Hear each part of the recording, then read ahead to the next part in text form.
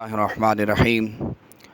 جیسا کہ عموماً مساجد کے اندر ہی واحد بچے ہوتے ہیں جنہیں قاری صاحب بڑی محنت تگ و دوڑ کے ساتھ غسل کے فرائض اور باقی چیزیں یاد کرواتے ہیں، اور اس کے ساتھ ساتھ نماز اور دیگر چیزیں انہیں علم نہیں ہوتا کہ یہ کیا چیز پڑھ رہے ہیں اور تراجم کے ساتھ پڑھنی چاہیے یا نہیں پڑھنی چاہیے۔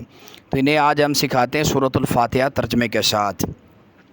بسم اللہ الرحمن الرحیم۔ الحمد للہ رب العالمین۔ تمام تعریفیں اللہ ہی کے لیے جو تمام جہانوں کا مالک ہے۔ الرحمن الرحیم،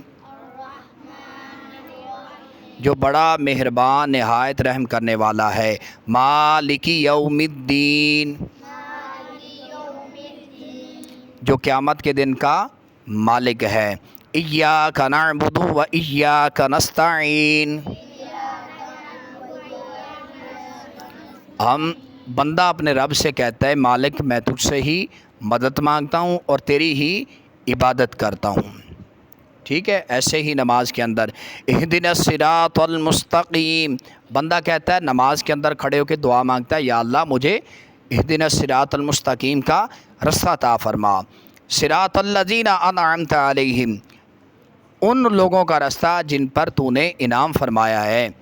صراط الذین انعمت علیہم غیر المغضوب علیہم ولا الضالین، ان لوگوں سے بچا، یعنی ساری سورۃ الفاتحہ کا لب لباب یہی ہے کہ اللہ کریم ہمیں ان لوگوں کے راستے پر چلا جو ہدایت یافتہ ہیں، تیرے نیک بندے، تیرے محبوب بندے ہیں، اور ان سے ہمیں محفوظ فرما جو تیرے غضب میں جن سے تو ناراض ہیں۔ تو یہ بندہ سورۃ الفاتحہ کے اندر دعا مانگتا ہے۔ تو یہ چند بچے ہیں آپ کو سورۃ الفاتحہ سنائیں گے انشاءاللہ۔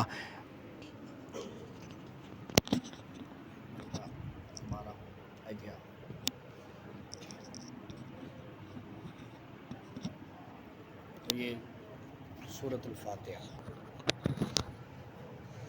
بسم اللہ الرحمن الرحیم۔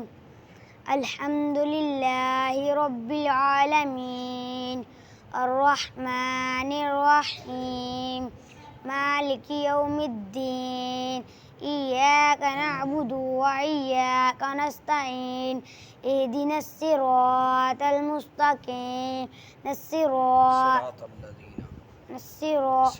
صراط الذین انعمت علیہم غیر المغضوب علیہم ولا الضالین، آمین۔ یہ سورۃ الفاتحہ ماشاءاللہ اسی طرح نا، یہ عام جو ہوتا ہے نا لوگوں کے سامنے پڑھنا اور بات ہوتی ہے، تو جب یہ کیمرے اور یہ ساری چیزوں کے سامنے پڑھنا تھوڑا سا مشکل ہوتا ہے۔ تو انشاءاللہ آئندہ جب پروگرام ہوگا تو بچوں میں بہت سارے مقابلے ہوں گے اور بڑے کانفیڈنس کے ساتھ انشاءاللہ یہ آپ کے سوالوں کے جواب بھی دیں گے۔ دعا ہے اللہ پاک عمل کی توفیق عطا